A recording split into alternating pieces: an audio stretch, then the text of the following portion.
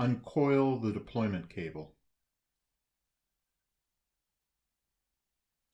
Move the padlock clip housing to the distal working end of the scope. Identify the full retroflexion direction of the endoscope and position the curve as shown. After identifying the full retroflexion curve position, return the endoscope to a generally straight position. Position the cable along the outside of the retroflexion curve. Slide the endoscope in gently until it stops.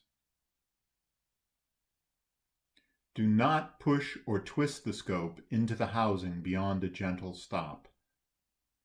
Grasp the black O-ring, stretch the O-ring across the opening, and secure it on the open hook. Grasp the safety cap and twist and pull to remove. Apply lubricant liberally to the outside of the clip housing. The setup is now complete and the device is ready to use.